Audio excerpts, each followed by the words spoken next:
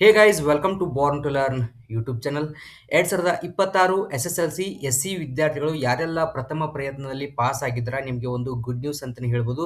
ಸಮಾಜ ಕಲ್ಯಾಣ ಇಲಾಖೆಯಿಂದ ಒಂದು ಅಪ್ಡೇಟ್ ಬಂದಿದೆ. ಪ್ರೈಸ್ ಮನಿ ಸ್ಕಾಲರ್ಶಿಪ್ನ ಇವಾಗ ಅಪ್ಲಿಕೇಶನ್ನ ಕರೆದಿದ್ದಾರೆ. ಇದ್ರ ಬಗ್ಗೆ ನಿಮಗೆ ಸಂಪೂರ್ಣ ಮಾಹಿತಿನ ತಿಳಿಸ್ಕೊಡ್ತೀನಿ. ಐ ಹೋಪ್ ಈ ವಿಡಿಯೋ ನಿಮಗೆ ಇಷ್ಟ ಆಗುತ್ತೆ. ಇಷ್ಟ ಆದರೆ ದಯವಿಟ್ಟು ಲೈಕ್ ಕೊಟ್ಟು ನಮ್ಮ ಚಾನಲ್ಗೆ ಇನ್ನೂ ಕೂಡ ನೀವು ಸಬ್ಸ್ಕ್ರೈಬ್ ಆಗಿ and press the welcome for more updates. ಬನ್ನಿ ವಿಡಿಯೋನ ಶುರು ಮಾಡೋಣ.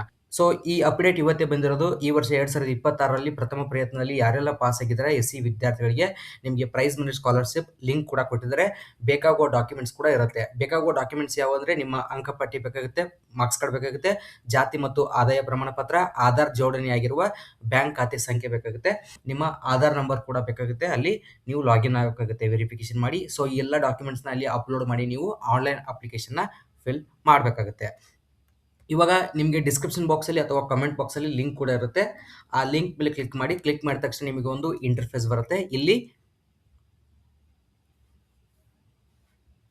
ಇಲ್ಲಿ ಆಧಾರ್ ಡೀಟೇಲ್ಸ್ ಅಂತ ಇರುತ್ತೆ. ಇಲ್ಲಿ ಸ್ಕೀಮ್ ಅಂತ ಇದೆ. ಸ್ಕೀಮ್ ನೀವು ಏನು ಮಾಡ್ಬೇಕಂದ್ರೆ ಪೋಸ್ಟ್ ಮೆಟ್ರಿಕ್ ಅಥವಾ SSLC ಅಂತ ಇರುತ್ತೆ. ನೀವು SSLCನ ಸೆಲೆಕ್ಟ್ ಮಾಡಿದ ತಕ್ಷಣ ನಿಮಗೆ ಒಂದು ಇಲ್ಲಿ ಎರರ್ ಮೆಸೇಜ್ ಬರುತ್ತೆ. ಏನಂದರೆ ನೀವು ನಿಮ್ಮ ಆಧಾರ್ನ ನಂಬರ್ನ ವ್ಯಾಲಿಡೇಟ್ ಮಾಡಬೇಕಾಗುತ್ತೆ. ಇಲ್ಲಿ ವ್ಯಾಲಿಡೇಟ್ ಆಧಾರ್ ನಂಬರ್ ಅಂತ ಕೊಟ್ಟು ಅದ್ರ ಮೇಲೆ ಕ್ಲಿಕ್ ಮಾಡಿದಾಗ ಇಲ್ಲಿ ನಿಮ್ಮ ಆಧಾರ್ ಸಂಖ್ಯೆನ ಎಂಟರ್ ಮಾಡಿ ಇಲ್ಲಿ ಓಕೆ ಅಂತ ಕೊಟ್ಟು OTP ಮೇಲೆ ಕ್ಲಿಕ್ ಮಾಡಿದ್ರೆ ಒಂದು OTP ಬರುತ್ತೆ. ಆ OTPನ ನೀವು ವೆರಿಫಿಕೇಶನ್ ಮಾಡಿದಾಗ ನೀವು ಲಾಗಿನ್ ಆಗ್ತೀರಾ. ಅವಾಗ ಡಾಕ್ಯುಮೆಂಟ್ಸ್ನ ನೀವು ಅಪ್ಲೋಡ್ ಮಾಡಬೇಕಾಗುತ್ತೆ. ಮತ್ತು ಅಲ್ಲಿ ಕೆಲವು ಡೀಟೇಲ್ಸ್ ಕೂಡ ನೀವು ಫಿಲ್ ಮಾಡಬೇಕಾಗುತ್ತೆ.